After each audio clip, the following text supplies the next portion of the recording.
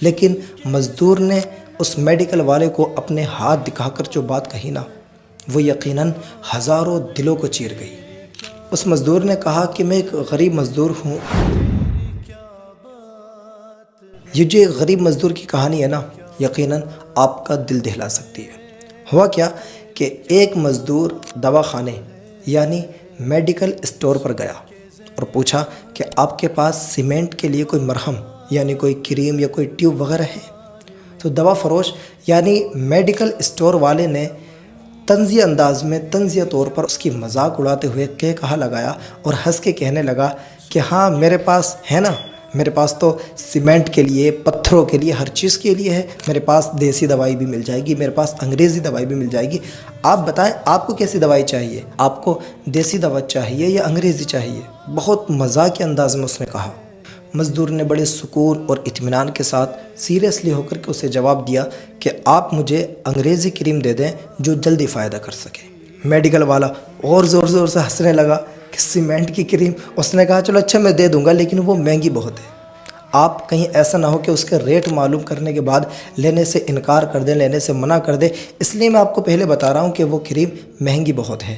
کیونکہ وہ سمجھ تو پا نہیں رہا تھا کہ یہ کس چیز کی مجھ سے بات کر رہے ہیں، کس مرض کی مجھ سے بات کر رہے ہیں۔ وہ تو سیمنٹ پتھروں کی کریم کی بات کر رہا تھا میڈیکل والا، اسے تو مذاق لگ رہا تھا۔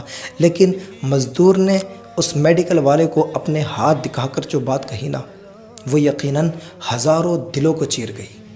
اس مزدور نے کہا کہ میں ایک غریب مزدور ہوں اور میں سیمنٹ کا کام کرتا ہوں، تو سیمنٹ کا کام کرنے کی وجہ سے میرے ہاتھ سخت ہو گئے ہیں، میرے ہاتھ جو ہے خراب ہو گئے ہیں، جس کی وجہ سے میں اپنی بیٹی کو پیار نہیں کر پاتا ان ہاتھوں سے۔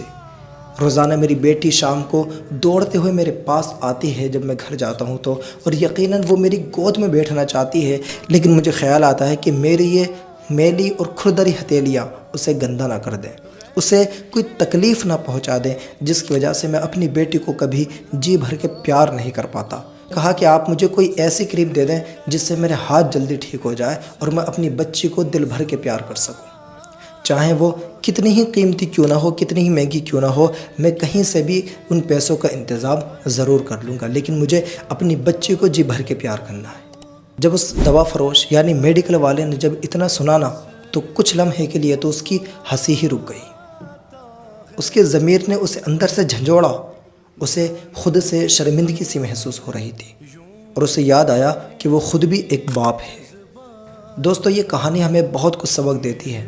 سب سے پہلا سبق تو یہی ہے کہ اصل غریبی جو ہے نا، وہ کسی کی جیب میں نہیں ہوتی، بلکہ اصل غریبی اس دل کے اندر ہوتی ہے کہ جس میں رحم نہیں ہوتا۔